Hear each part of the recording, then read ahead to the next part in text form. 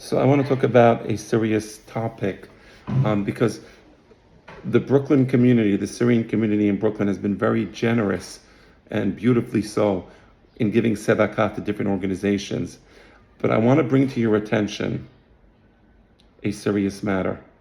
Because if you give tzedakah, you want to make sure that the tzedakah you're giving is a mitzvah and not bar minan, an averah, a sin.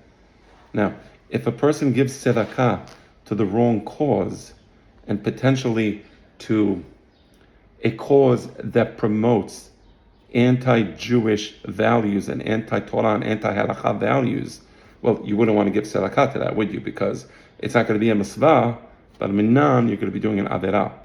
So I'll tell you what I'm talking about specifically. The yeshiva world in Israel consists of two types of yeshivot. There are yeshivot where there are people who study Torah but also serve in the army. And usually they also work and they incorporate Talmud Torah with army service, with melacha. And that's very commendable for the reason that this is exactly what the Torah requires.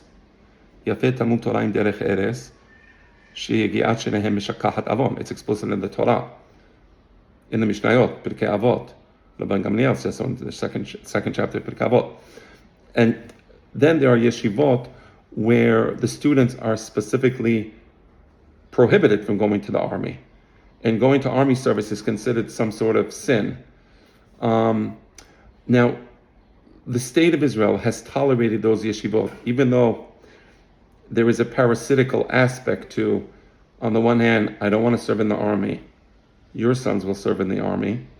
And on the other hand, I want you to finance me from the tax revenue. So not only will we not serve in the army and contribute to society like everyone else, but those people who are serving in the army, a percentage of their income will go to finance my activities. So that's been tolerated until now. And I've never spoken directly about giving tzedakah to those types of institutions because one can make an argument that one disagrees with what I just said, even though the Torah is very clear, there's not. But out of respect, I really didn't say anything. That is now changing. I'm not going to speak out. I'm going to speak out because this is something that you need to know about. It's destructive, it's pernicious, and it has to stop. We can no longer fund yeshivot that have this attitude that our students are better than everyone else, as the chief rabbi, Harav Yitzhak Yosef, recently said. Lo kulam zachu, not everybody has this zechut that our students have. And if you force us to serve in the army, we will leave the country. His words. This has to stop. Israel is fighting a war for survival. Israel has never been embroiled in such a long, drawn-out war. And I want you to understand clearly the stakes involved, and then you'll understand why I just said what I said. Since October 8th, the northern part of Israel has been under relentless bombardment. Israel has basically abandoned the northern part of Israel. When I say abandoned, I don't mean in a malicious way, of course not. But Israel has recognized the fact that it does not have the ability to engage in this two-front war in an effective manner. It's more than two-front war because there's a West Bank, there's Iran, there's the Houthis in Yemen. But right now, the army in Israel is exhausted. They've been fighting this long drawn-out war in Gaza. They brought in the standing army, they brought in the reservists, and they simply cannot fight a war in the north under these circumstances. And when they finally do start the fight in the north, and it's probably going to be pretty soon, it's going to exhaust the army even more. Israel has no choice. They will fight this war. I'm not saying they won't fight the war.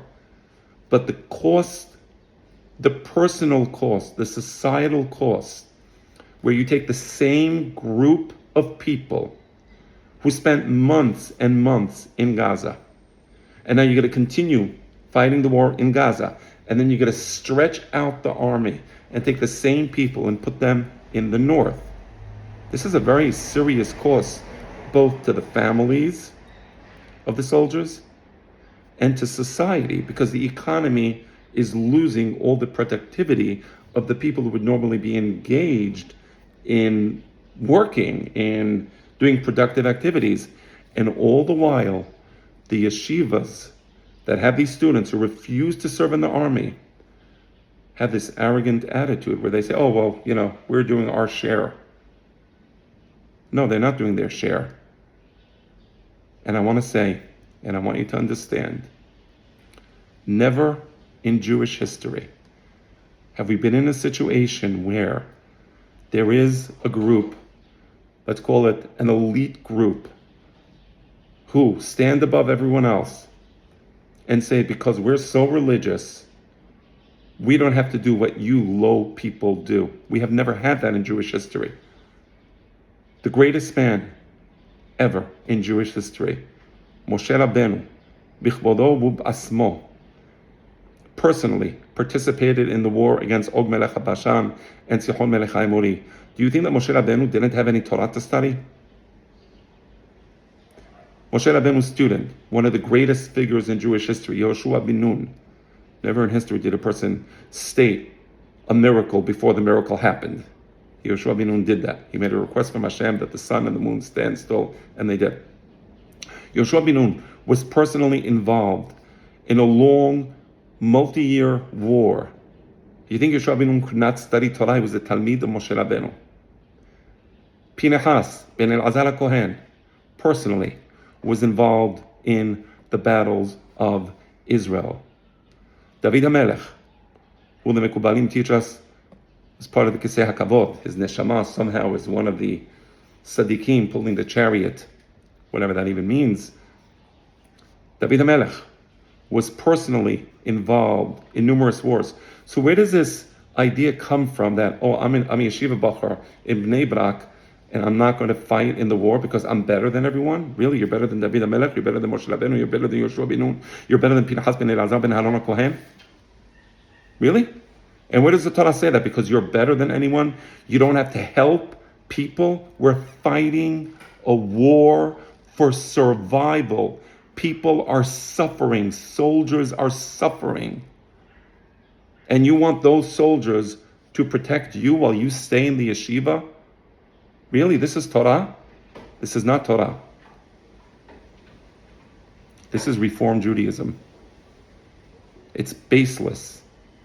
There is no basis in the halakha for this type of parasitical behavior. I'm calling on anyone who understands what I'm saying not to give a penny to any of these yeshivot. You want to give money? Give money to the hayalim, to the soldiers who are literally risking their lives. You want to give money? Give money to the yeshivot, where the boys are working hard, studying Torah as you're supposed to do, and serving in the army. How many kolelim, by the way, did they have in Chalab? How many kolelim did they have in Damascus?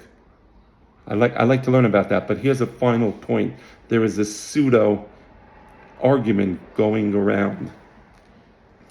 And the pseudo-argument goes as follows. We can't send our boys to the army because, there's women. There's women. Are you at such a low intellectual and spiritual level that you don't have the mental faculties to show a little self-control? Number one. Number two, what do you mean there's women? So be in an army division where there are no women, and there are many divisions where there are no women. My son serves in an elite unit in the IDF. God bless them all. There's no woman in his division. It's not even a Haredi division. It's just there's no woman. So this whole argument is a pseudo-argument from a factual perspective. But also, from a halakha perspective, it is completely false. The Gemara in Masechet Sotah, Daf Kaf Aleph, Amud Bet, it says there's a Hasid Shoteh. Hasid Shoteh means an idiot Hasid, literally. You know what an idiot is? A person who pretends to be a Hasid, but he's actually not a Hasid. He's an idiot. So the Gemara says that you see a woman drowning in the water. She needs help. You don't want to help her because in order to help her, you're going to have to touch her. Obviously, you're going to have to hold her and swim back. You have an if you can save her, if you have the ability to save her, according to halakha, you must go and save her. And if a person says, no, I don't want to touch her, I might touch her, this is a hasid shoteh. So this whole attitude, where the Rashi Yeshivot say, no, we can't go. Am Yisrael is fighting for its life. It's not one woman drowning in water. There's hundreds of, close to 140 hostages still alive. I'm not sure, we don't really know what the number is. Literally being held in the worst conditions, and you don't want to help them because you might see a woman. That's not Judaism. That's not Torah.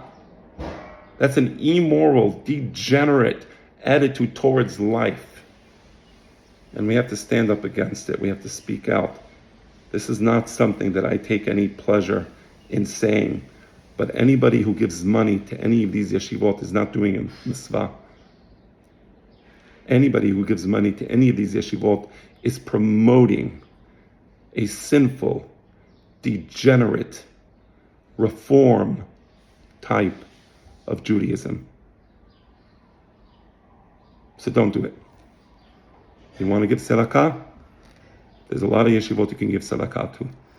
Give to the good yeshivot that follow the Torah, that care about the Torah, that care about the Jewish people, that they see other Jews drowning, literally.